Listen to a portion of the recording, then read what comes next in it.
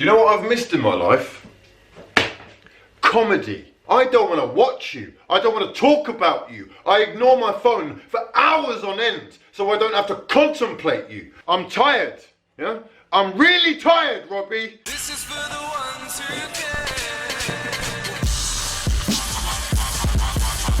What's going on, people? Welcome back to another video. My name is hughwizzy and you're watching 90 More, back again with breaking news for that ass. Hope you're all doing well. Make sure you're subscribed if you're new and drop the video a damn like if you breathe oxygen. For now though, let's get down to business because we have got...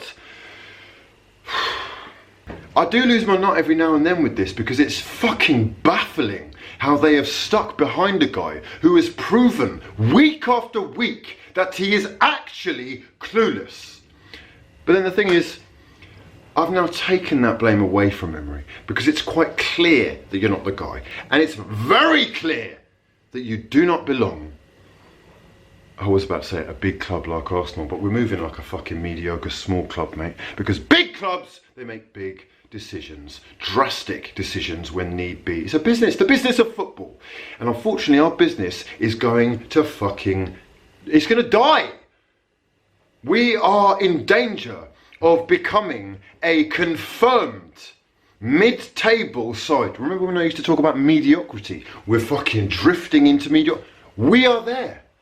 We have arrived in the fucking village of mediocrity. Unai, this is your stop. You know, this is your stop. The next station stop is Fraudville. And any fraudulent managers could please get off now. That's your stop, yeah? It's your stop. Your fucking name has been called out. You haven't got a ticket to go past. You don't have access to this. This is not in your jurisdiction. You are playing out of your league. Now, here's a tape measure that I could measure Arsenal's fucking problems with right now. Arsenal's problems go from over here, yeah? And they're always fucking over here. Trust me, I enjoyed my international break. I enjoyed no stress, no Arsenal. Promised myself I wasn't going to lose my cool. This is defensively, statistically, the worst side in the league. Yet, here we are conceding 21 shots. 21 shots. And only having 12. Hold on. We're at home, lads. We're at home. We're tucked in. Netflix and chill, yeah? And that's what we're doing. We're chilling. Watching people fucking flick it around us and into the back of the net. What? I'm not going to lose my cool. I'm not going to lose my cool. I'm not going to lose my cool. So what you're telling me is that we can have twice the amount of possession, twice the amount of the ball. We've had the ball for twice as long as them, but they have twice the amount of shots as us. How the f... This should have been evident in the way that we bottled top four. The manner of that is... It's proof, it's evidence, right? We need to have logged that in. Baku was just further evidence, right? A battering against a Chelsea side that were already on holiday. Right? That was enough of a clue, or it should have been. But no, we go again. We're throwing money at the problem. We're throwing £72 million at wingers that we end up playing a fucking right back. The love that I have for this game, the love that I have for this club, you know, it's unwavering. But my patience is being tested, it really is. 6 wins in 19, 1 win in 7 Premier League games. What more do you need? Sorry, you're gonna have to elaborate on this. That £72 million winger has started 1 Premier League game with Aubameyang, Lacazette and Mesut Ozil in the starting lineup. And you just have to wonder why. Because we are the only side in the top half of the table, the top 10 Premier League clubs, with a negative goal difference. And today, we came up against a side who are 19th in the table. Lost 9-0 to Leicester. I mean, incredible. I'm actually kind of convinced that he's going to be the next West Ham manager. That's the level that we're at. I didn't bet on us to lose this one because I just thought, there's absolutely no way that we can lose this, surely. They are relegation fodder, yeah? They've got the worst goal difference in the league. They've won twice in 13 games. Surely not. And lo and behold, somehow, some way, He's found a way not to win. They stopped pretty much everything before it happened. They pressed high on the wing backs, didn't allow us to breathe. Why are people chanting, "We want Emery out"? Why are there boos at full time? Why is "it's time to go" getting wheel-ups? Now ask yourself, just look at it. Let's break it down into 3 sections. Up top, in the middle, at the back. Up front, we got 2 of the best strikers in the league. I don't want to hear any comments. Yeah, facts. 2 of the best strikers in the league, debatably Europe. We have Mesut Ozil potentially in behind them. We have £72 million of winger in Pépé.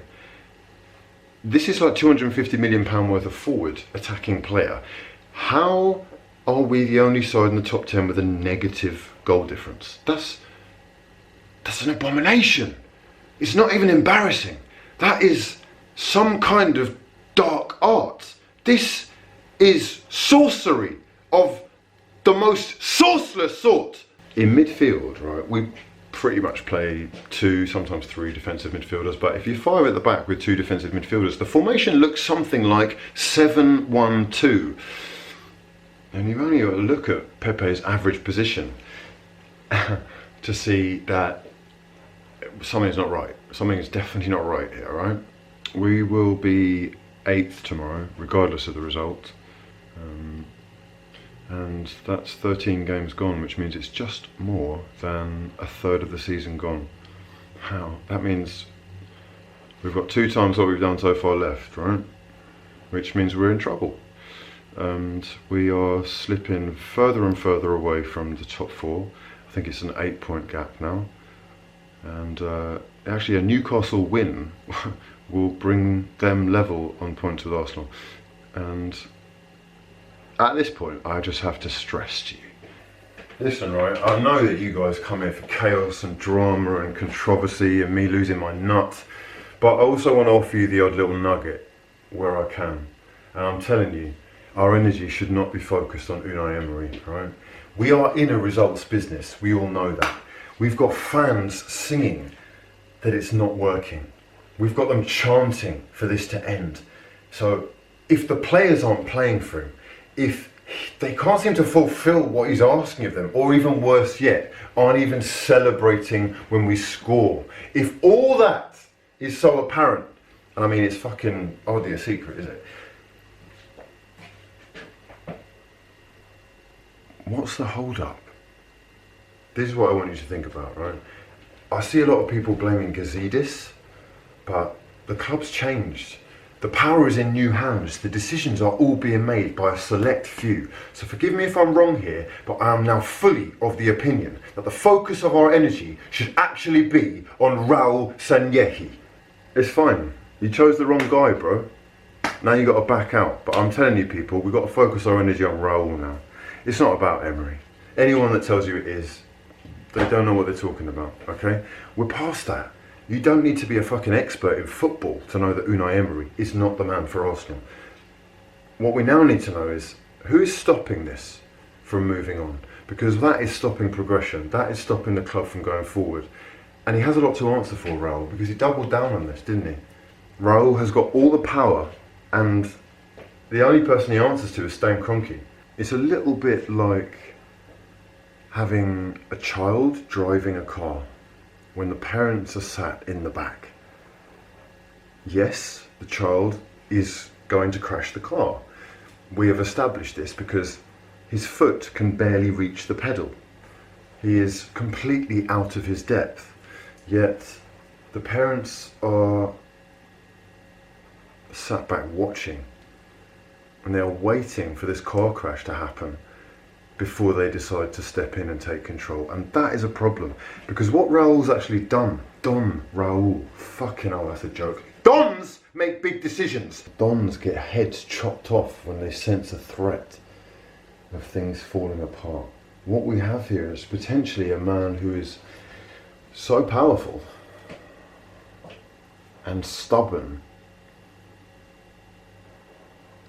that we may well have just changed the guard, nothing else. power corrupts. Absolute power corrupts, absolutely. And when there's too much power in one person's hands, we have a choice, right? We can either wait for him to make the call, or we make the fucking call for him. And let me remind you, you're still new round here. You still have it all to prove, and we want to back you, right? But we want what's best for the club, okay? We want what's best for the club, and this isn't it.